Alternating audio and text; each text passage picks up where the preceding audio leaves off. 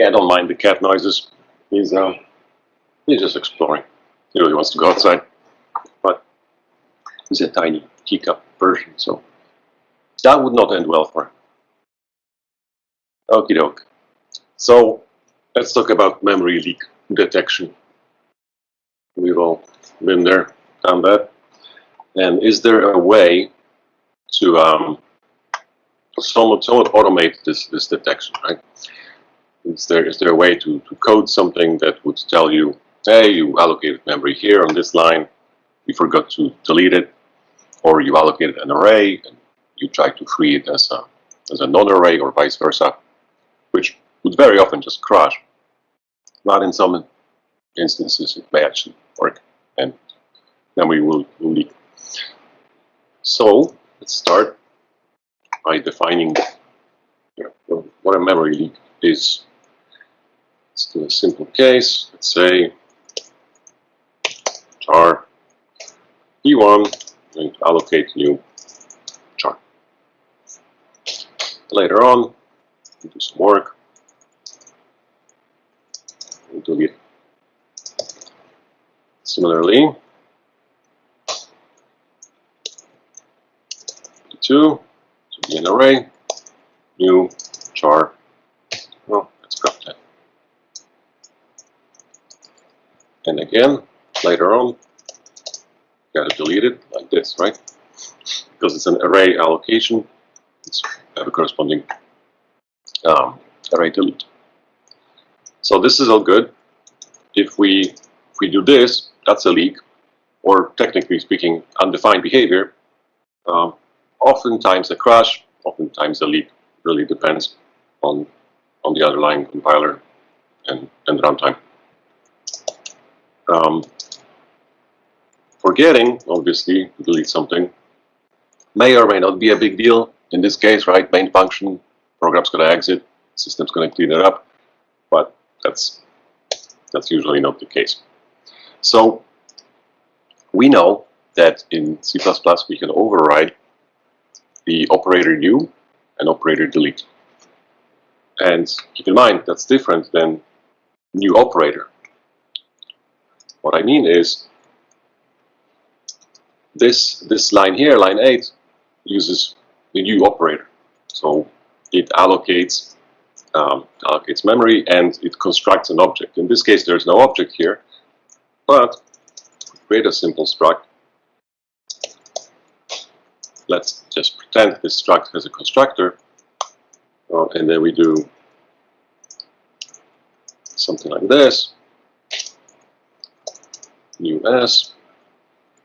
That does two things. That allocates memory and constructs this structure in the memory that it allocated. Similarly, if we do new S, that will allocate enough memory for 10 plus usually size D for the size of the array somewhere, and it will construct the object 10 times. Let's go ahead and delete it. 3, delete array, 4. Okay. So let's start by creating a header file. We'll put all this we'll pull up this in a separate header file. Yes, let's put it source header new HTTP maybe, and let's add it to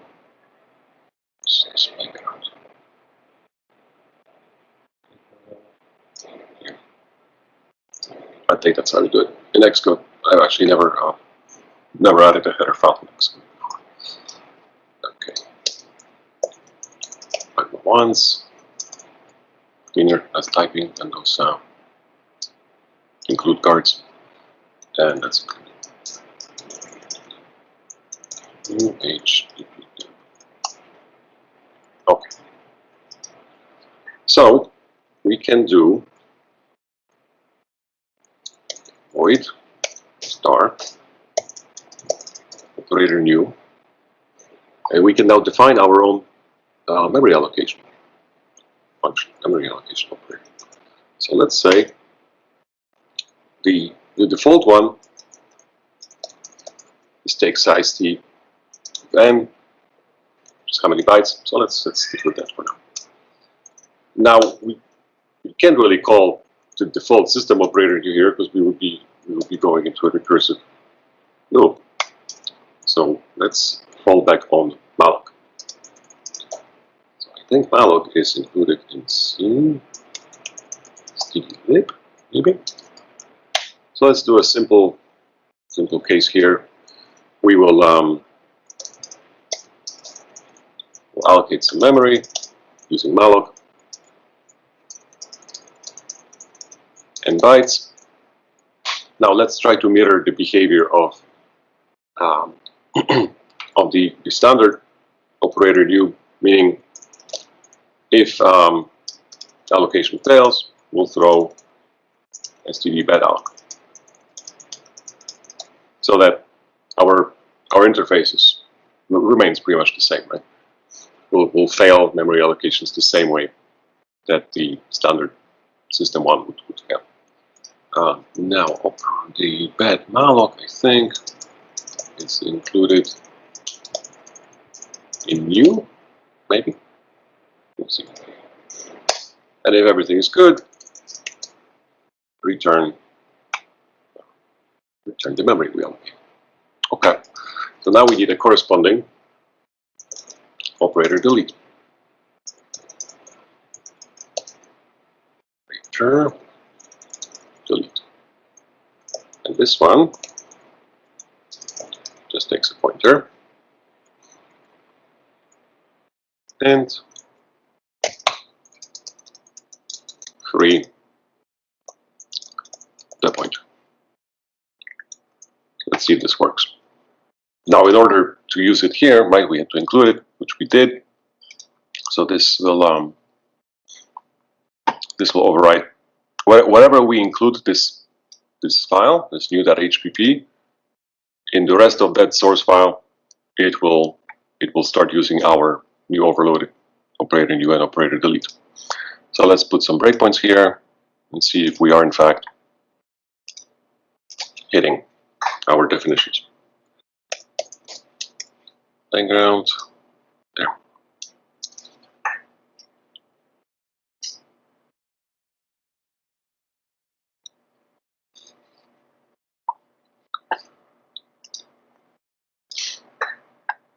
Always takes a second to start the first time. I don't know why. There we are. Let's see. You know, it looks like we hit it even before entering the main function. So let's keep, let's actually put a breakpoint here first. Let's try to get into the main function. Okay, there we are. Now let's try to re-enable them. And now when we're doing our allocations, here we are. Right, so doing new tar here in line 10. We came in here, into our operator, and we're being asked to allocate 1 byte. Okay. Let's keep going. Here we are again. This time, new char 10 bytes. Now, this isn't exactly correct because we didn't overload the new array yet, which we will. But again, you can see that when we're doing these allocations, we're hitting our definitions. Okay, so let's stop this breakpoint, and then again, when we're deleting, here we are hitting our operator delete. So good.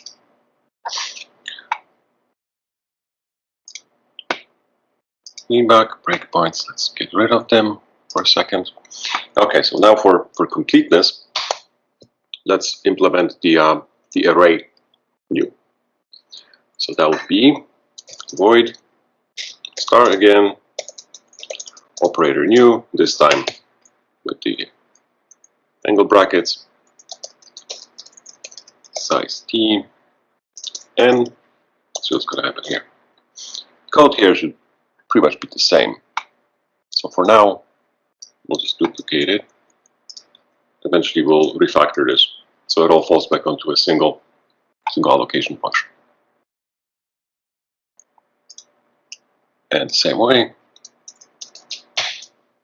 let's override the delete. Like, yeah.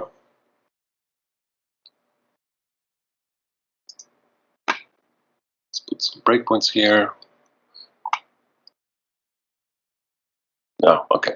Function previously declared explicit exception specification. So there, no accept. That's what it's complaining about. This guy should never throw. At least that's how it was defined previously. So yeah. So let's now put breakpoints here in the array versions. And again, breakpoint in main. And I remember seeing this before where it actually hits those operators even before. See, it's doing some wireless diagnostics. Google something. We're not even in the main function yet. So that's why. Shouldn't you test for null on the delete? No, because null on a delete. Well, in C++, null on a delete is fine. It's a no-op. In malloc case, I'm not sure, to be honest. Maybe we should. We'll see. We'll see what happens if we pass a null pointer to free. I know that normally in C++, it is perfectly legal to do this. This is supposed to be a no-op. Okay, where were we? Let's keep going. What happened? Did it stop? Okay, let's try this again. So I make sure that now we're hitting the separate array operators.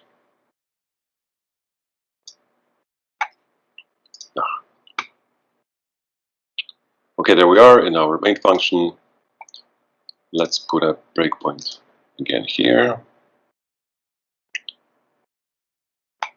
Let's go. Okay, so here we are in the regular new. And then the next line, there. Here we are in the array. Good. However, this really doesn't help us other than knowing that, okay, well, now allocation took place. We could already start tracking it in some way, right? Here, when we allocate memory, we could stash it somewhere, maybe in some list of memory that was allocated. But we're interested in getting line number, file name, what function it was called from, and so on. So how can we do that? And the trick here is to find a macro that rewrites this new into a different form of new. That's, as far as I know, the only way to actually start tracking this information. So let's do that. But first, let's do some slight refactoring here. First, we can probably move the allocation function somewhere else. Let me see. Maybe we don't need to. Yeah, I don't think we do. So let's keep the allocation function, this regular, this new that we wrote the way it is. Now, in C++, it is. I think it's become part of the standard recently. I'm not sure which one, but sometime after 11, I think, where they actually say that hey, all other versions of operator new and delete will eventually fall back on the plain old default one, which would be just this one. All it gets is a number of bytes. So we're interested in in tracing. So let's see. We do this. Let's first refactor our deleter. Let's see, void star. We'll call it operator delete. This will just be a function with this p. So here for now, let's just do std3 on p. So that's first step in refactoring this. So now we'll just move this here, and I'll show you why this will be important, this refactoring, in a second. And now, see, null function. No, that's right. It's a delete. And now this operator new, let's create a new one. This time, let's give it some extra parameters, which you can. You can provide as many parameters, to these operators as you want. You just would have to call them explicitly with this. I'll show you how in a second. So let's do a new operator new. Again, the first parameter has to be size t number of bytes, and then let's start adding some more parameters. So let's say we want to add file name and line number and maybe function name. So we can capture all of that. So that file line func. Okay, and we're going to do something with it here, but eventually, or for now, we'll just pass it to the operator new to create, just like this. Oh, for now, we'll ignore these parameters just for a second. And now let's define this macro that I told you. So define new. So now let's define new as new file. These are standard macros. Line, and on my compiler here, I think there is something called pretty function. It just looks, the function signature looks nicer. But normally the default one on all other compilers, I think the standard C macro is this, just underscore underscore proc underscore underscore. But you can see if you have the pretty function, you can just use it. So that's good. Now let's see what's going to happen. Let's see. Ignoring return value. No, that's right. Return there. Return. That's it. Okay, so now let's. I'm going to break here, and then again for completeness, let's create another one. That operator new. This time for arrays again with the same additional signature. So look what's going to happen now. I'm going to stop these breakpoints. This one delete. Go to breakpoint here, and let's go through this again. So now, when we hit new, the macro expansion took place already, right? And it inserted these extra parameters. So now if I step into this, oh look where I am now. I'm in this new magical one, and look what I have. Line number 10, function int main, file. Okay, so we're starting to get some interesting information, right? We know that, on this line, in this file, and in this function, we allocated this many bytes. Good. Let's see for the array version. Let's see, why didn't we hit? Oh, we didn't hit it because I didn't enable this breakpoint. That's right. Let's try this again. Now we're in main. Let's enable the array version. And here we are. Line 11. So let's see. Yep, line 11, we're allocating some memory. Sweet.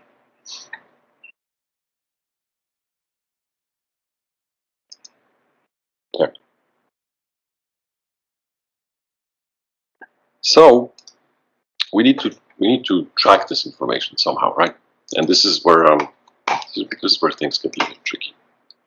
But actually, before we go there, let me just make sure where the bed alloc is. It's the E. Ooh, bed alloc. So to make sure, okay, it's defined in here. So we have this and malloc. Let's be sure. std malloc is in CSD. Okay, good. But we're gonna need a few extra things. So let's create a list, maybe, or a set of these allocations.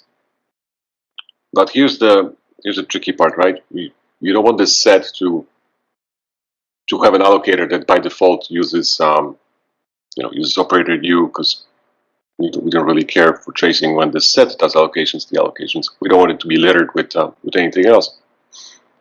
So let's create we'll create a set, and then we'll give it a custom allocator that just falls back on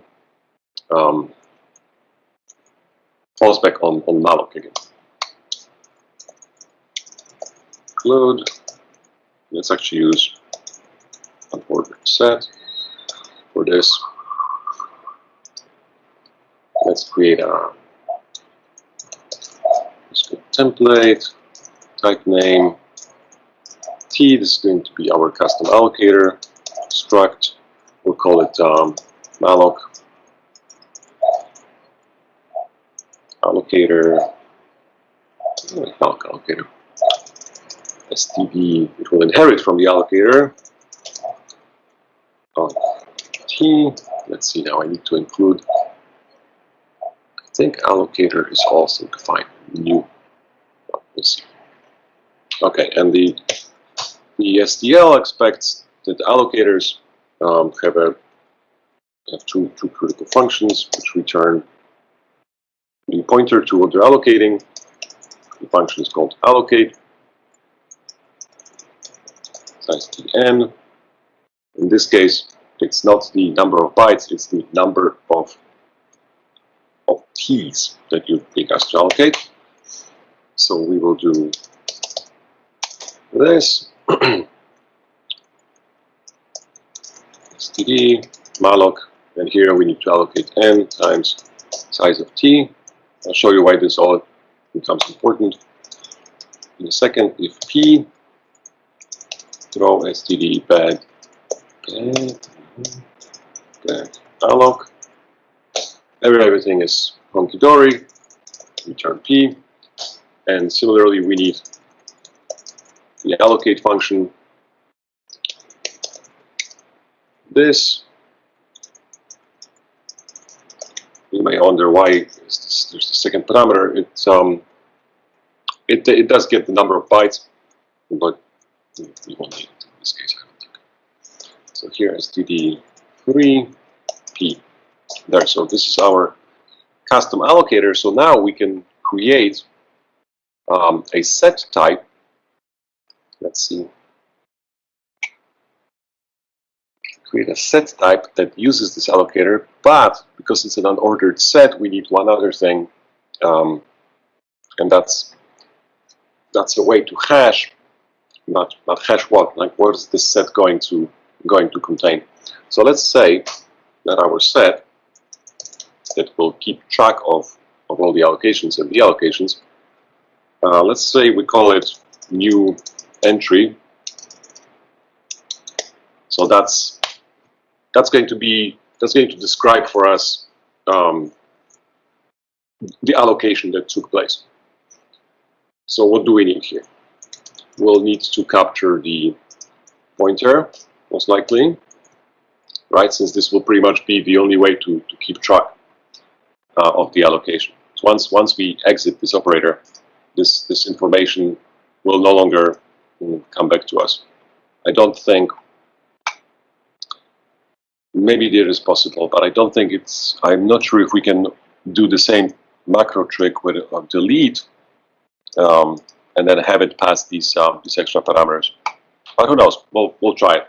But in any case, it's going to be ideal to track these allocations simply by the pointer, since that's something very unique.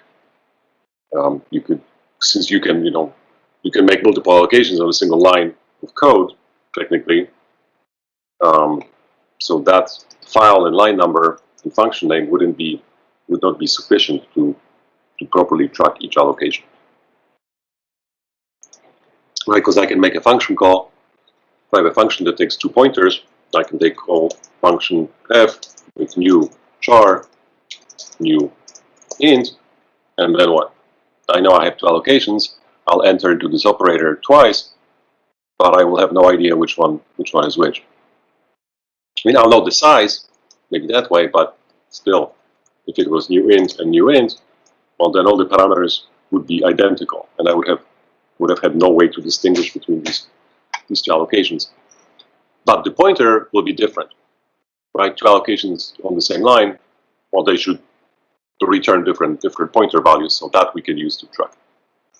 Okay, so in this new entry, we will keep the pointer value. Let's say we will also keep track whether it was an array allocation or not. Now, it could technically have two separate sets, one for arrays, one for non-arrays, but then on every delete, I would have to search one and the other and look for mismatches this way. So it's just going to be easier to consolidate it all into a single set with this additional information. So was it an array? How much did we actually allocate? So size or bytes. Let's see, const char star file, which file the allocation took place in, on what line, and which function. And let's add a constructor here, so we can easily create instances of this structure. So let's see.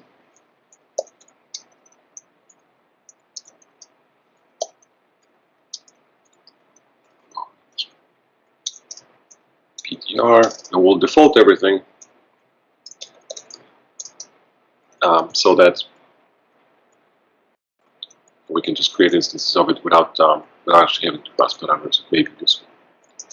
So A, whether it was an array, doesn't really matter what the values we pass here. Size T, let's call it E. Number of bytes, let's see what else do we have. Star file, maybe this. Number 8, L for line here, -1.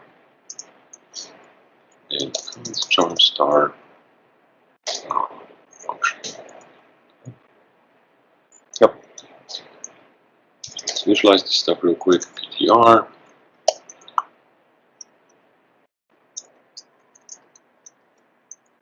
There. PTR.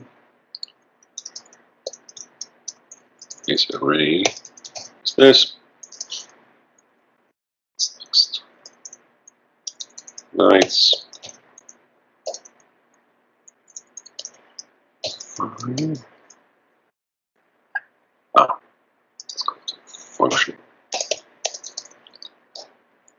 So file for F, line L, and function. Okay, so now we have a nice little structure that can capture all the details about a memory allocation, right? We want to create a set of these, but before we can do that, we need to provide a hashing function for it. See why in a second. Include. I think we need functional for that. So here now we have the allocator. Now we need a simple, let's say, new entry hash. So just a way to hash those guys, and we'll do it the same way we would hash pointers. And let's see, size t. We need a, it's a functor or a function there, function object, and it's going to take const new entry e. It's going to take const new entry by reference and return in our case std hash of void operator. We just need to fall back on the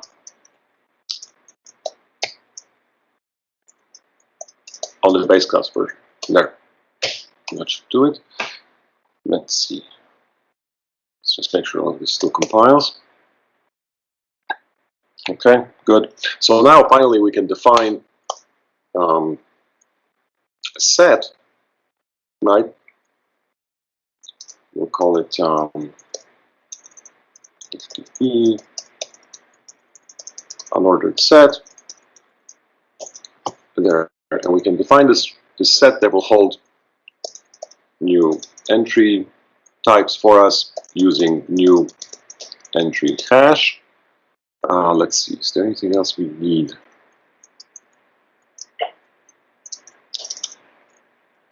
I think, looking at it, I have a reference implementation of this on the side that I'm peeking at, and there is two. We need a way to tell the set how to compare new entry. In this case, the default equal to. This is fine. This is a struct. You can do a struct equals another struct. It's just going to compare the fields. And finally, malloc allocator there of type new. And okay, let's alias this. So this will be new entry set type, right? So we have a type where we can store all this information. So finally, let's see if we can actually use it. So what we did with these operators that take file line and so on. Let's add another version. So here, let's add another version, which will take this new entry type. Operator new, std, size t, and new entry, let's call it ne. So now we're going to have a version like this, and this one will fall back onto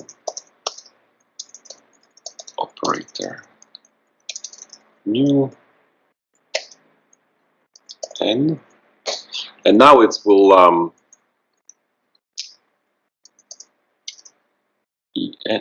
ne new entry ptr. So now we're going to start keeping track of this information. So and these two will fall back onto this one. I'll show you how in a second. So in this version that takes this this new entry, we want to fill this information then let's create an instance of this set. Oh. And it will make sense once it all falls into place. You'll see. So here let's do inline static of this new entry set. Let's call it NE set. This is going to be a global. It's fine. You could hide it behind a method that has a local static, returns it by pointer, whatever. This is just for demonstration purposes. This is okay. So now that we made the memory allocation here, we're going to store this this pointer value in this new entry structure that we were given, and we will do NE set, add it to insert. Let's see, NE. So we'll just try to insert it into the set, and finally return P. Now you want to be careful with this insert, because that insert itself may throw, so you don't want to cause this to blow up. So what I do here, just catch and eat all exceptions. So if this set, when it inserts, right, it's going to use this allocator, it's going to allocate some memory. If for whatever reason that throws an exception, just ignore it. And at this point, I'm not sure if there's really anything sensible that you can really do about it. So let's just be optimistic. Assume this this will always work, so we can keep going. Okay, so we have this operator. It's going to add something into the set. That's good. Now let's pass this information. So let's see. We can delete these breakpoints. Now we'll be interested in what's going on here. So now this operator that takes this line and all of that, new, it will now create an instance of this new entry. And let's see, this instance will take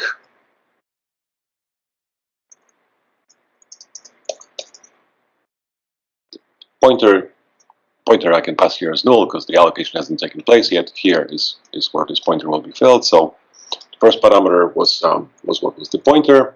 Now whether was this an array allocation or not, right? That was our second parameter. So in this case, it's a false file, or no, number of bytes, file, line, blank. There we go. So we capture this information. Let's do the same thing here, right? Except this is an array, so we're going to change this parameter to true here, and let's see what we have.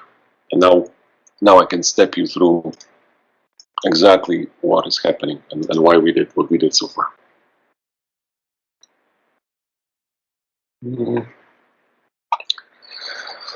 What happens?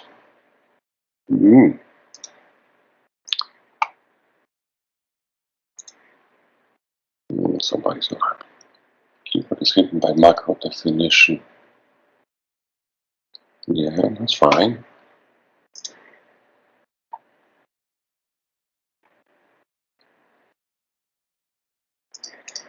Const new entry, equal to.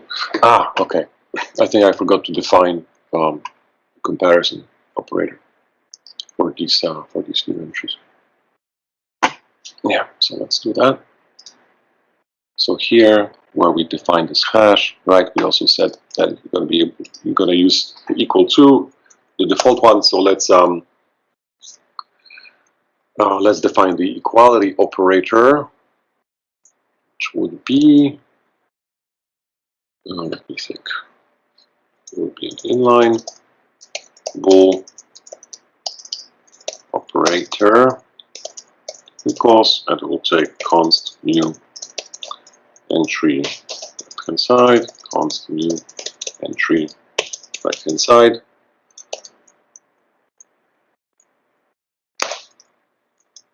And just return what we're interested in, right? Do these new entries represent the same allocation? So even though this new entry has a lot of these different fields, what we really care for is the left-hand side pointer equal to the right-hand side pointer. That's how we're going to define equality. So let's see, this is good now. Let's see if it's going to compile now. Yes, build success. Good. So let's run it and let's start stepping through this so you can see why we're doing what we're doing. Okay, so here we are. New allocation, new chart.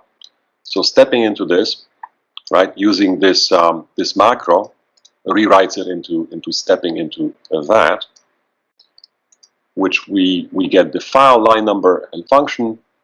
And then here again, we're going to capture this information in this new entry, and we're going to step into, well, construct it, of course, and then step into here. Okay, so there we are. Now it falls back onto this version of this operator. It's going to make an actual memory allocation. There, P, so now we have some memory. Now we're going to, this ne.ptr, we're going to fill this last piece of information here in this new entry.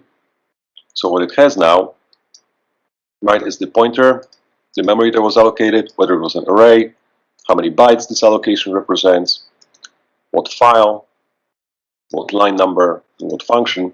And finally, let's add it into this NE set. And let's look at this set now. There, it now has size 1. Great. It has this entry. Good. Let's do this again. And then, yeah, we're going to hand it out. Let's do this again for array allocation. So again, come on, step in. Step in here. Step in. There we are. We inserted it into this set. It's got 4 because we're on our. This was where we are in main here. We're in our 4th allocation. And this one, let's go here. Yeah, this new entry. This was there. See, that was an array array allocation. So okay, good. We're capturing all this information. So now,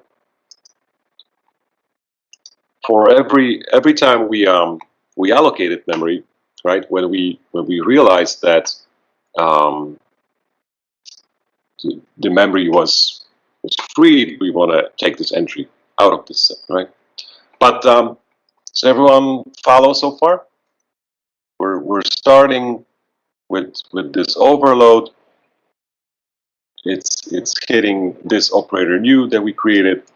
This in turn captures all this information like line, file name, function name, packages up into this new entry structure, adds it to a global set that keeps track of all allocations, and finally falls back onto a malloc.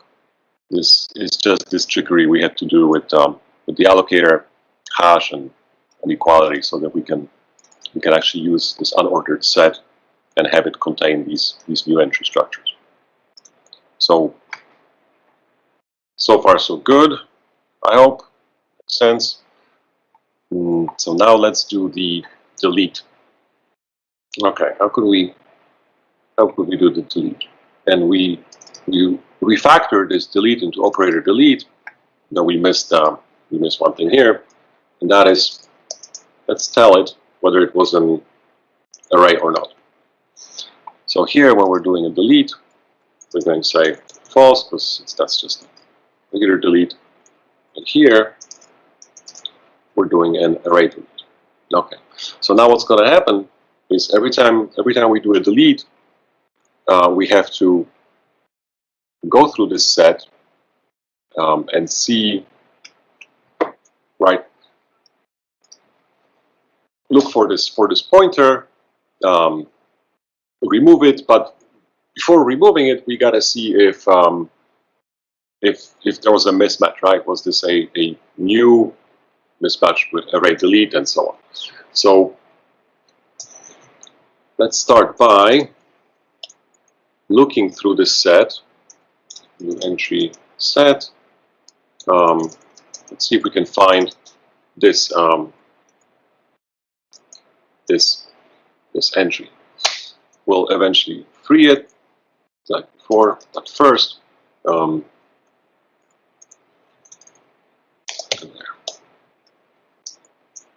We found it, and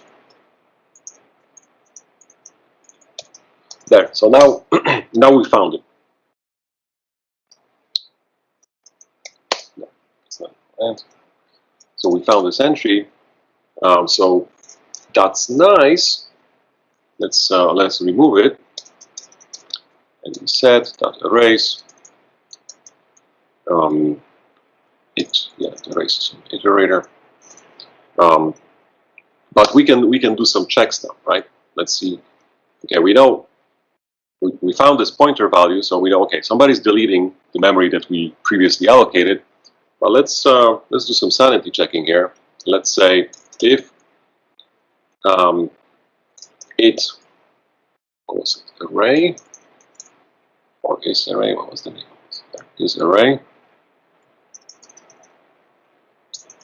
is, so if this is not equal to A, right? So if we're basically having a mismatch, then we should warn about it, right? Saying, let's say, and I'm just going to print it out to the console here, but it would probably be more sensible to store it in some other list. So just like we created this set here, this unordered set, you could create a vector the same way. Have this vector also use this allocator, and say for every mismatch, you would remove it from this set, but you would push it then onto this this vector and have a separate list of mismatches. But for simplicity's sake here, we will just warn. So mismatch at, and here we can say it's file line this, and let's just print a function. So let's see if this is going to tell us something useful. So now if we say do this, right? This is going to be a mismatch. Just get rid of all these breakpoints here for now. So then let's get rid of these. Let's just work with one. So we make one allocation and one deallocation. Let's see what's going to happen. Yeah, I am going to compile. Okay, well, that's just a warning. Where are we? Ah, sorry, my brain's somewhere else. There. Okay. Oh, bad access. Okay, let's ignore this for now. This set is probably being deallocated. But look what we got. Mismatch at line 10. So what this tells us is that right on line 10, which is here, we made an allocation. And the way we're deleting it, now we cannot really capture where we're deleting it, but at least this gives us a hint that, hey, however you're deleting this memory that you allocated here on line 10, it's not being deleted properly. And actually, if we put this in a subscope, we shouldn't see this crash anymore. Because what's happening, that global set that we created here, What is this guy? It's a static. It's being destroyed. So let's try this again. Now we shouldn't see this bed access. But we do. Okay. Oh, right. It's not even. It's coming from outside of main. I see. So okay. Well, we'll address this later. What's happening? It's hitting some delete. That's happening after we exited main. It just so happens that this set is no longer good. And I remember I've dealt with this problem before. Let me see. I've seen this happen where it was catching allocations from before entering the main and after exiting. And I don't think there was much I could do about it other than this. I'll show you. So we gotta basically make sure that this new entry set never goes away, ever. And because it's a static, well, it's going to be deallocated. But if it's going to be a static pointer,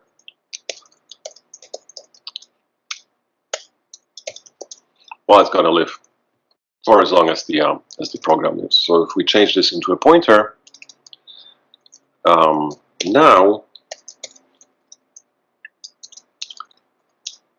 now we should not see this crash. There.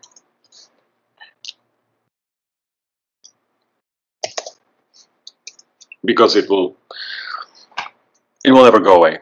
Let's see what happened here. Insert. Right, if I remember correctly what I did before, I hid this the creation of this set behind the static function. Still, let's see here. Okay. Yeah, let's just do that. So now it's not liking the fact that inline auto store get new entry set. Let's just do this. So we'll have a static here. Return new entry set. Okay, so now every time we actually want to use this new entry set, we'll just do it through a function call. And because it's a static, inside this function call, it's going to get initialized on the first go through this function. And because it's a pointer, it's never going to go away. So there you go. Okay, finally, no crashes. And it also gracefully handles all allocations and deallocations that happen before and after the main function. Again, I don't think there's much we can do about those. So we're just going to silently accept them and then hope that that they're going to have a match in corresponding deallocations, and it's not going to pollute what we see inside our set. Okay, so we have this. Let's see. So now if we do all of these here, well, let's make a nice little function that will print out everything that's in the set currently. So let's do 9 void show leaks, and here for every leak in the set of leaks, let's yes, reference this.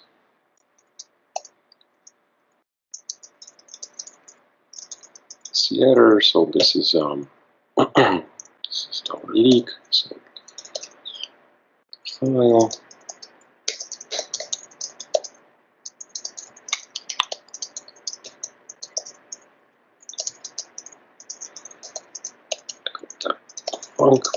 So what I'm doing here it's just a simple go through this loop.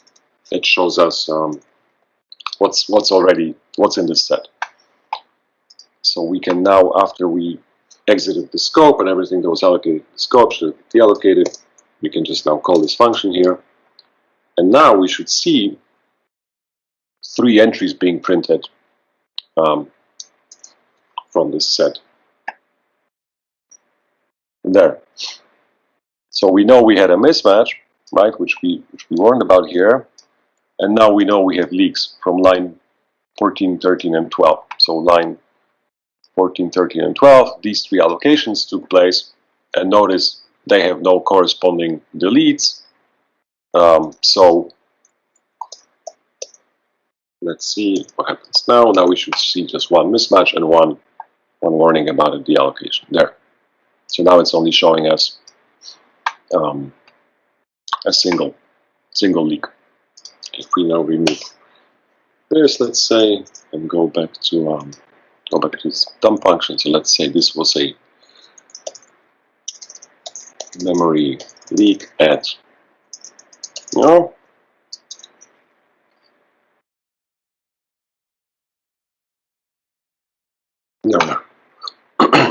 Now this is kind of a call it work in progress type of a solution to this, because you don't really want to be having to put the scope here, right? And do that. So instead, how can we do this? How can we do this automatically? This printing out of leaks. So let's create something, some struct. Let's use this struct S here, or not. Let's use another struct. Let's call it L for leaks, and in its destructor, what we're going to do is just call this print function. And why would we do that? Because we can now create a static instance of it, static L, okay, L. So what we have now, even before we entered main, right, this static is going to be created, and at some point after we exit main, this static is going to be deleted or destroyed, and during that, it's going to print every leak. So now we don't have to worry about having to call it ourselves explicitly or anything like that. This should now happen completely automatically. There we are. Program ran, it stopped, and after actually exited from the main function, suddenly it tells us, oh look, we have a memory leak. So for completeness, there's one other thing we still need, and that is we need a few more operator deletes. And I'll explain why. Just a second. So when we create an object, like here when we did new S, right? It's going to first go allocate some memory. It's going to use our operator new, but our operator new, this thing that we're calling through this macro, well, it has a different signature than the started one. And what standard says is that, hey, if the creation of this object later on fails, well, we gotta free the memory that we allocate, but we gotta free it with a operator delete with the same exact signature, which is what we're missing. So we need to add a few of these deletes, and just like we had these operator new with these signatures, we need to add corresponding operator deletes. So let's do that. And we know delete took a size. That's okay. And then this.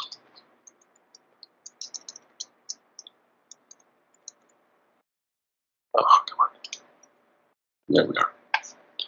So now we're just going to fall back onto our deleter again.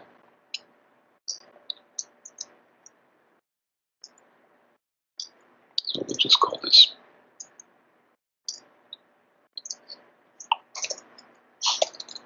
There. So now, if there was an exception thrown from the constructor, it's going to now have a proper signature of operator delete to call. Let's see. And what I mess up here? Right, it needs a pointer, not an N. So let's point P here, and the same thing here. There. False. This is true. And I'll show you why we need this. If I put a breakpoint in here, and then during the creation of this struct S, I go ahead and from its constructor throw something,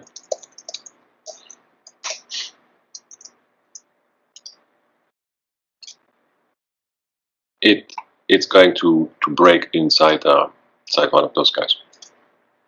But first I gotta make sure I'm in main. Okay, here we are.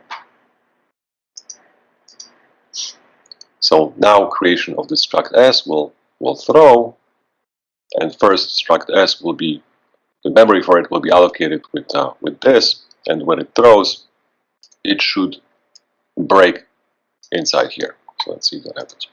I step over this. Okay, exception, yes. No. No. Oh,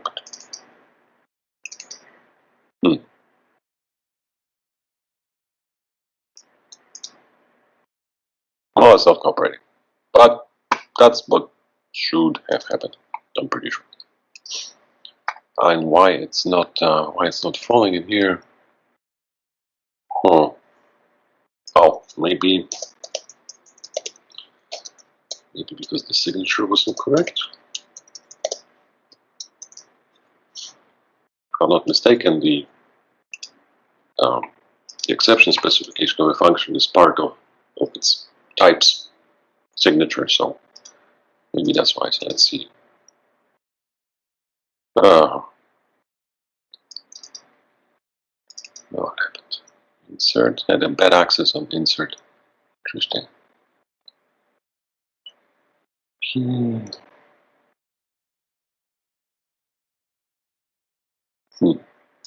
Okay, well, I guess I won't illustrate it. Have to. Maybe I'm doing something wrong here. But like I said, I was under the impression that you need a corresponding operator delete. So yeah, this is a hacky kind of a trick to detect memory leaks in your program. And I'm not sure if you actually need to include this new HPP in every source file, or if just one is enough. Because we got breakpoints, right? We broke inside code that was running before the main function even started. So maybe just having one definition of it somewhere is enough to tell the linker that, hey, everywhere you see allocations, just fall right back onto ours.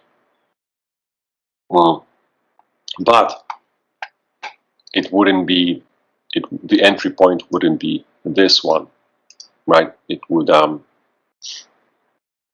likely be calling this operator new.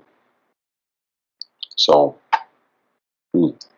interesting. I would have to look into that exactly. But it may just be, since we're catching these allocations from outside of main. Let's see. Let's just put a breakpoint.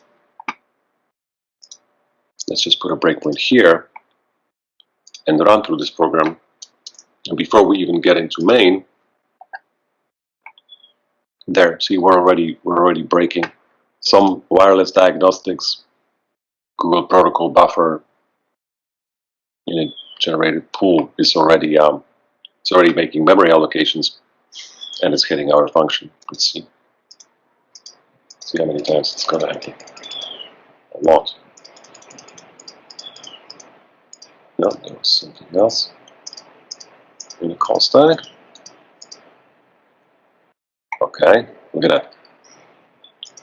Now this this something protocol buffers. Now it's actually deleting stuff.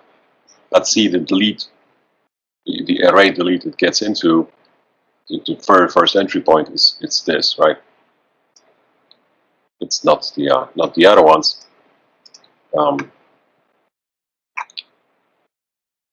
Well, because this definition isn't visible to that code, so it couldn't compile it. It couldn't compile and done this this macro search and replace basically. So let's see.